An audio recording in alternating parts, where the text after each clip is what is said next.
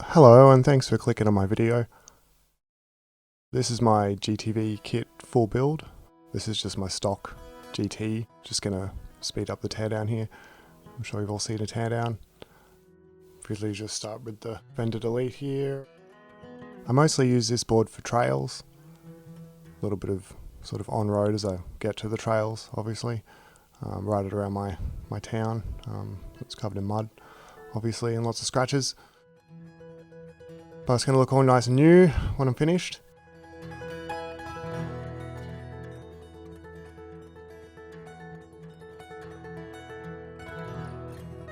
Just taking off the pads here. Lots of grit and crap inside those. The bolts are worn down. I was getting anxious about being able to get them out at all. Lots of dust inside, as usual. Had a little bit of trouble getting the front foot pad off. Screws had been screwed in too tight, they got stuck inside the plastic. Ended up having to kind of like get in there and lift them and lever it out. But we got there. It's dusty in there too. Get that front foot pad off, gentle with the connector. So I keep that. I keep the boxes obviously, and the battery stays. The motor I'll upgrade later on, but I'm just going to keep the stock motor at the moment. It's what I bought the cool ones for, so that we don't have too much issues with overheating.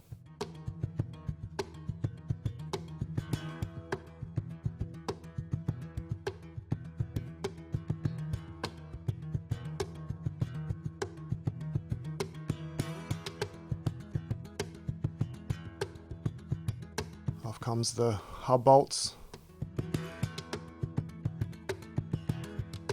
This is getting close to being completely disassembled.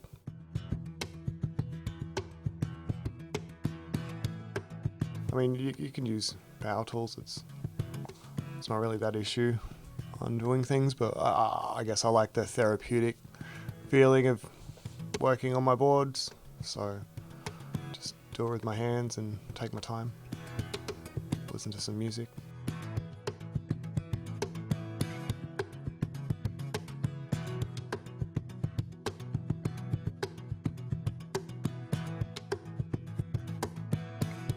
Motor plug first, don't want to stretch that, and off comes a rail.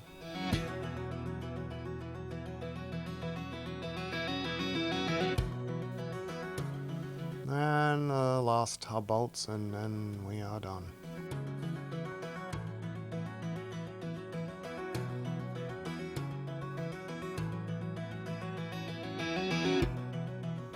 So quick clean up, and here's the GTV kit. So in here BMS, and that's the controller, and Bluetooth, and some spare screws. And the tools, black gloves. Ooh, probably use those.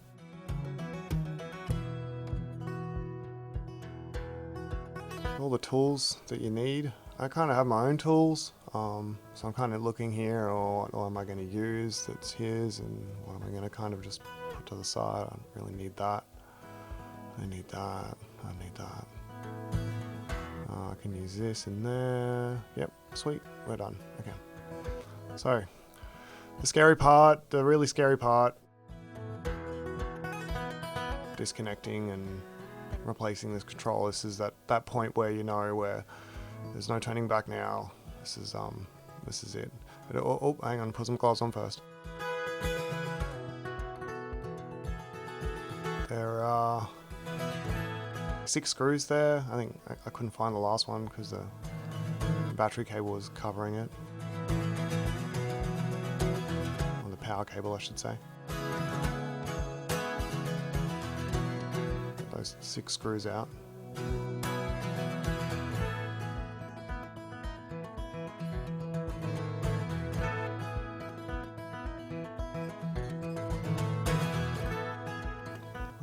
Where's this last one?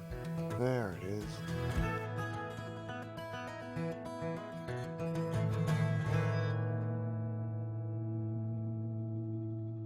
You take the foot pad sensor plug off and then the motor plug off.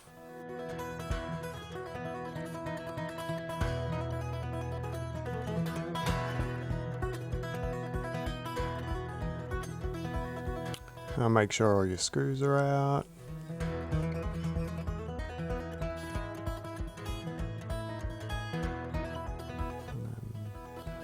Took my light bar out. And then give it a good old yank. The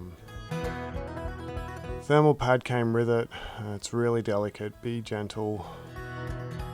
It's not going to peel off. I kind of end up having to like scrape it off with a soft plastic, kind of hard plastic. I don't know. This is a plastic scraper. Don't use steel. That controller might come in handy in the future, who knows. So yeah, be gentle with it. Try and get that thermal pad back. It took my time. This is obviously sped up. And it even looks like I'm doing it slow. You might be able to buy a thermal pad, but you know, I didn't have one ready and I didn't want to stop and have to muck around and go and get one of those. I was able to throw the controller straight in. The other one back in the bag.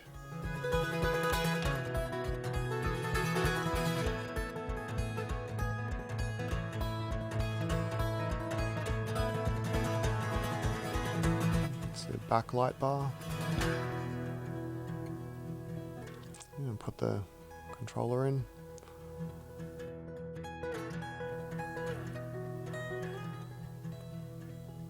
They are different size, those nuts, so make sure you keep them separate to your original ones. I kind of have my original ones sort of sitting close. I kind of put them off to the side in a sec. It was fiddly to fit it.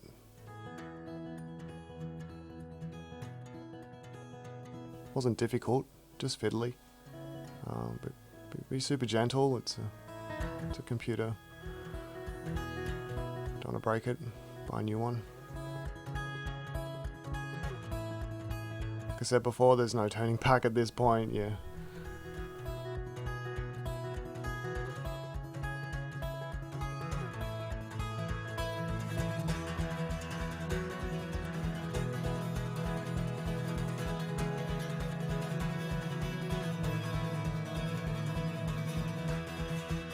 You can see there my foot pad and motor plug weren't connected, so just the orientation, I just had to double check the orientation. You want the little slot that lines them up, you want that up to the north. And you certainly don't want it off to the side. It's just the way that the foot pad motor wire is kind of directed in that orientation, so you want to keep it in that orientation. And the socket doesn't fit because it's a different size. From memory, I think it was a 1/2 inch socket. And 13 was a bit loose on it.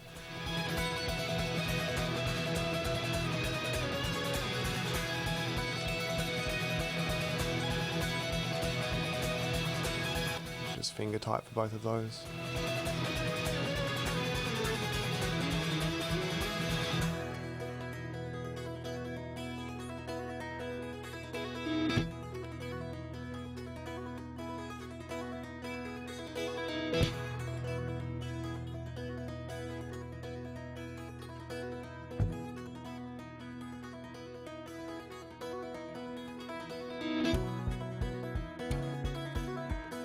Super fiddly here because the wires are kind of pushing everything in different directions, and it doesn't want to sit where it wants to sit, and it gets slippery with the Loctite, and you got to clean your fingers a while so every time so you don't get Loctite all over your circuit board. And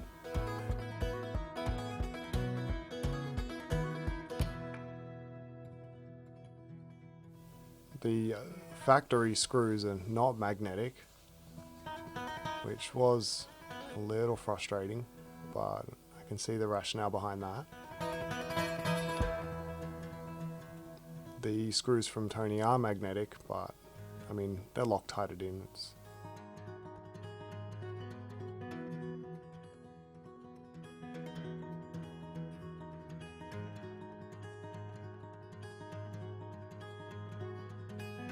That's a notification bar in.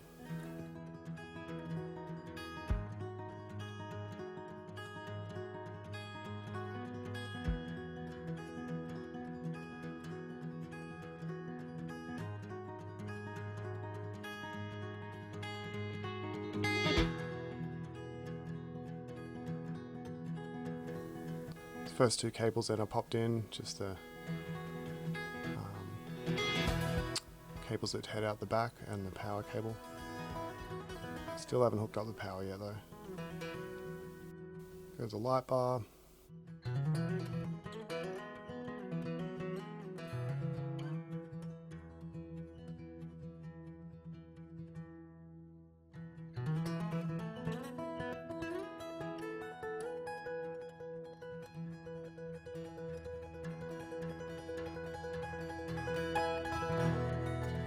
And then again, the motor wires are nice and thick with big soldering joints on them.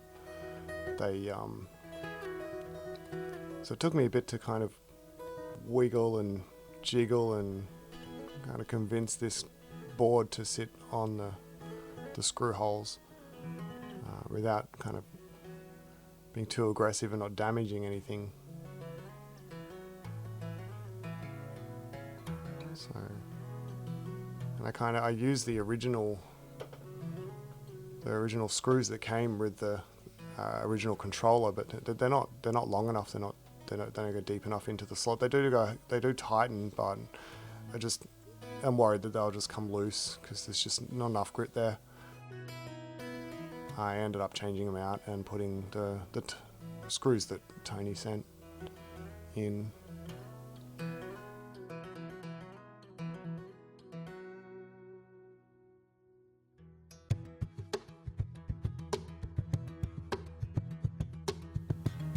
I had a bit of Loctite on them anyway, so I still put a bit on just in case. I think I didn't put it on all of them, just that one. The other holes had Loctite in them already.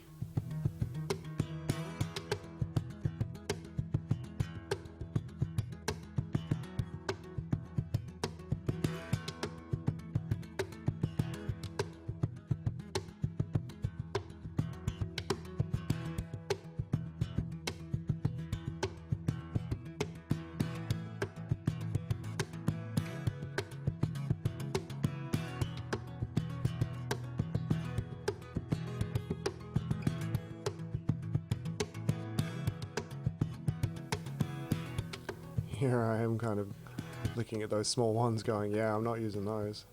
Let's put those big ones in there.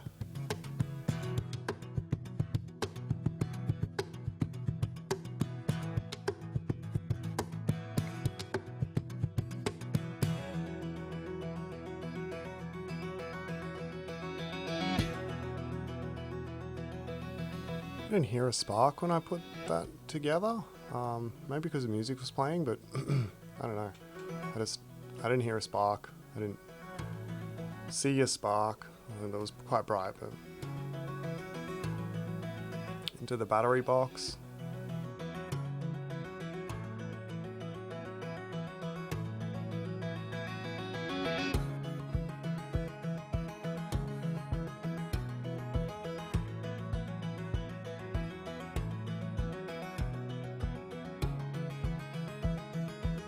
Specific order on undoing or disconnecting these cables.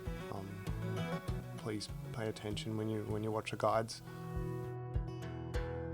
And on the specific order, you don't want to damage the BMS. Again, it might come in useful for you in the future.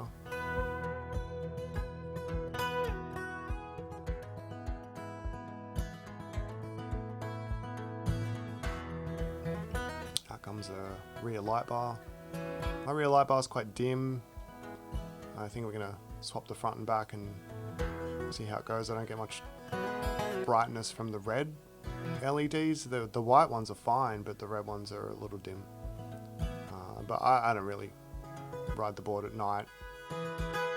It's mostly off-road anyway, so. Not a lot of people are going to see that tail light.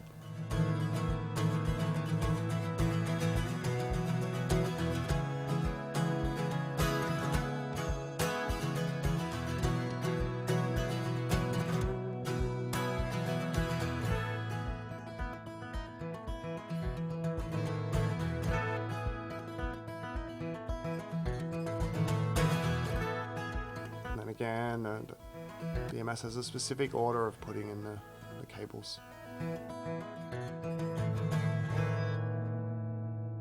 And it can be a bit finicky, and be patient whilst you figure out where the wires are going to go, so you're not going to crimp them or clamp them or putting unnecessary pressure or tension on them.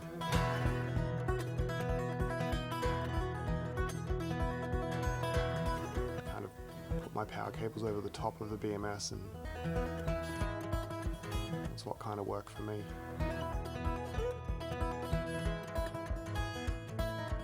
Careful not to compress the light cable while you're trying to stick the BMS in. It flicks over the side where the screw normally goes in, and I pushed on a little bit before I realised, like he hadn't put the case on yet.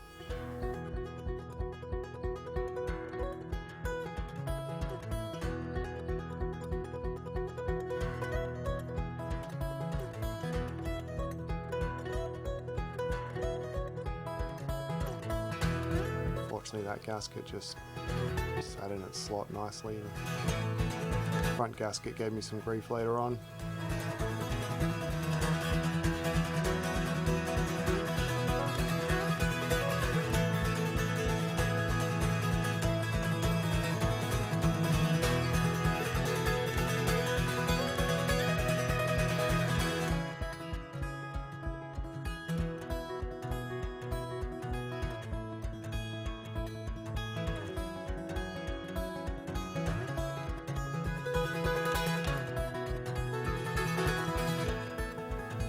I'm thinking at this time it's probably time for another cup of coffee. I'm not doing things quickly, I'm not doing things in a specific order, I'm just kind of putting a screw in here and screw in there, and I think to myself, hang on a second, I should just Loctite all these and then pop them all in the holes and just quickly screw them in, like, you know, somebody smart and somebody who works efficiently would do. So.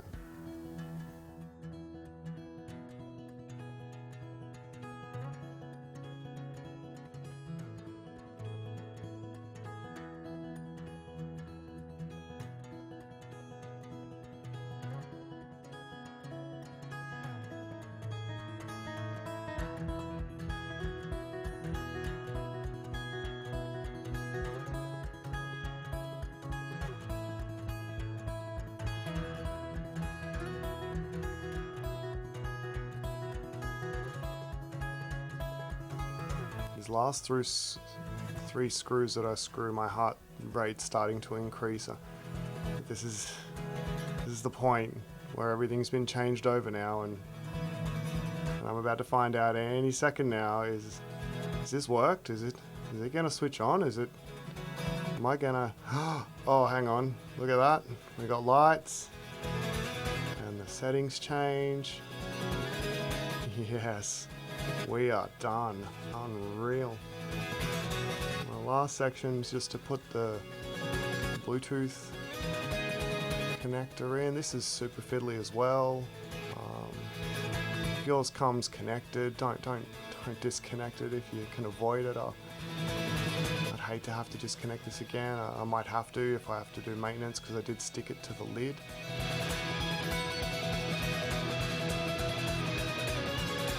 Yeah, it just doesn't look like the kind of thing you want to be taking off and on 100 times.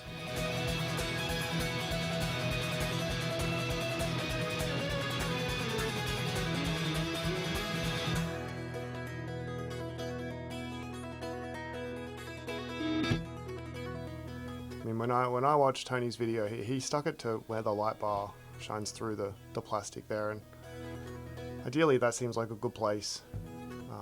From a reception point of view, I don't think you really want to stick it to the steel box on the inside. It's anodized. It's probably not going to get the best reception there. At least sticking it to the plastic, it's kind of up in the air, and at least working a little bit like an antenna should. I just used some tweezers just to make sure that last little bit that was sticking out, just to push it back into its slot as I'm putting some downward pressure on there. And that seems to get the seal back where it needs to go. Gently and slowly, and then lock it down.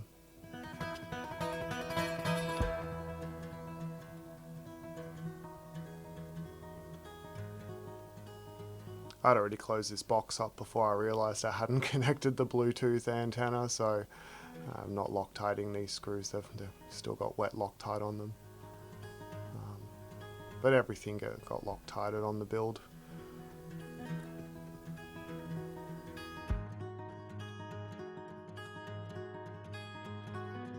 Pinex, sorry. I have disassembled my Pinex and had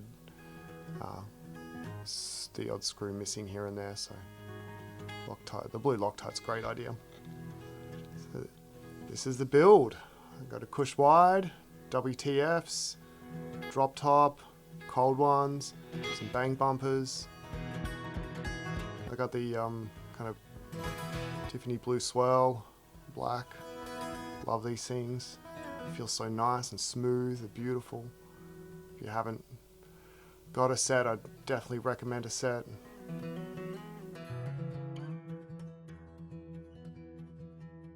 And here we go.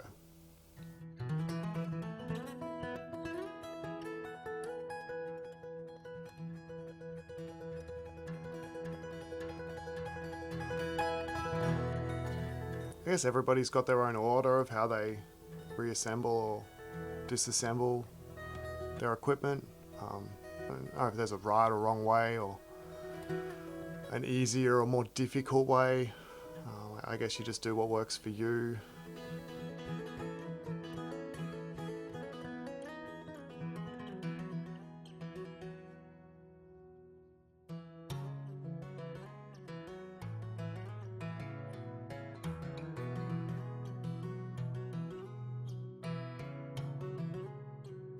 Motor retention plug that comes with the WTFs if you're a bit concerned that it won't reach. I'm certainly concerned. It's definitely going to be always a part of my board. The locking ring on the GTV board isn't,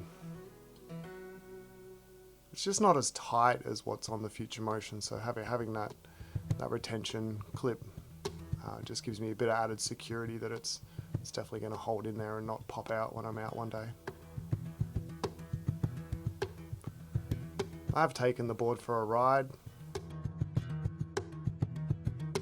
Honestly, the board's amazing. I took it for a ride the day after this build, after I spent the night in the VESC software, just updating and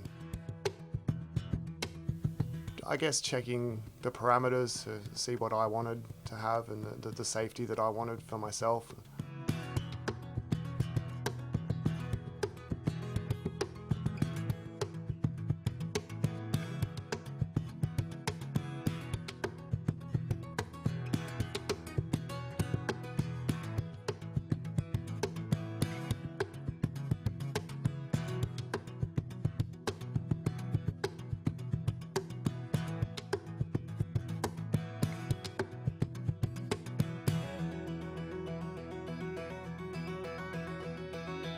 I did my normal run around town, and it includes quite a few trails. I would have to say this was the best ride of my life so far on a one wheel. The power and agility of this board, the torque, it just handled everything I put to it, that I pushed it for. I obviously have not pushed the board as hard as it can probably go because I don't really know its limits yet, and I was just taking it easy as my kind of first run, but my top speed was 39.5, 29 Ks, and it got back home about 24%, a fair amount of hills in there. It's incredible. If you're thinking about doing this build, I completely endorse it, encourage you to go forward with this. I understand the concerns around the risk of disassembling your board and disconnecting the Future Motion software and not using their software and their hardware anymore. I guess other than the rest of the board, but from a controller point of view, God, those bangs look good. I'm obviously excited and put them on before I even put my front sensor on.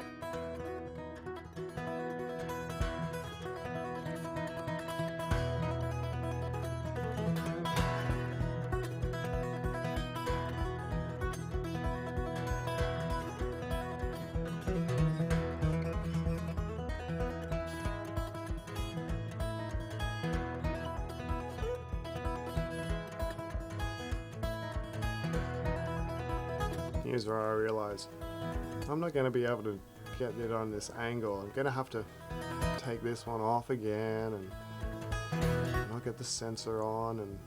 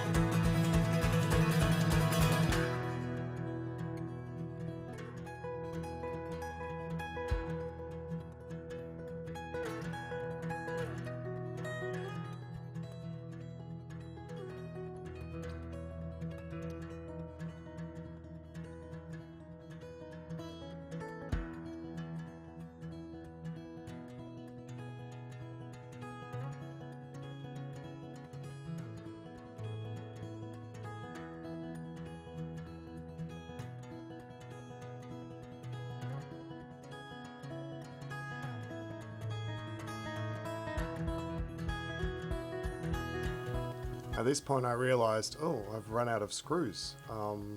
Why have I run out of screws? I should have this. Oh, that's right, those broken, scratched silver ones are on the float plate that was underneath the bottom. So, but I got plenty of spares. On they go. They were pre-Loctited as well, so they'll go in and my build is finished.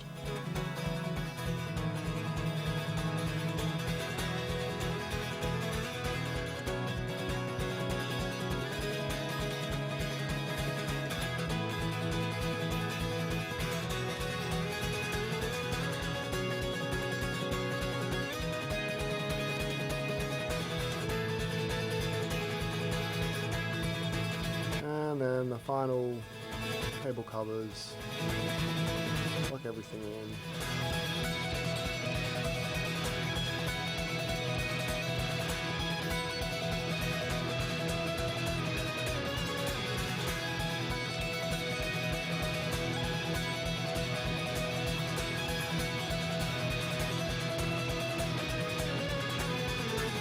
So here's the cold ones. They're just designed to obviously pull heat out from the axle.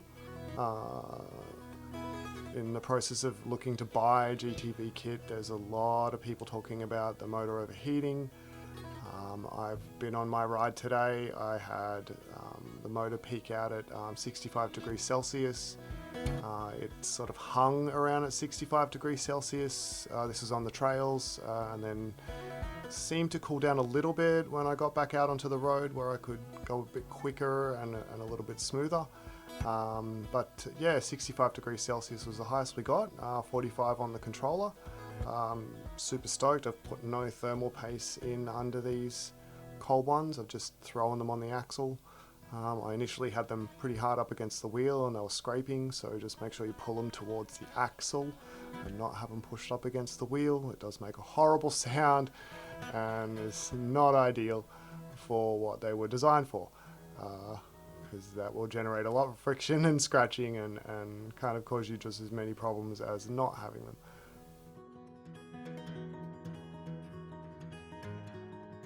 Ease of install, I guess, for them is probably like a 6 or 7 out of 10. The angle of the screw when you want to have them square and looking aesthetically pleasing is kind of right up underneath the rail, and even with that bit, it was kind of hard to kind of get it where you wanted to have it. And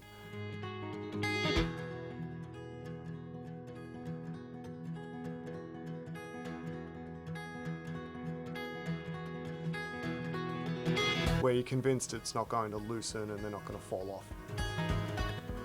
So the exciting part, is it going to work?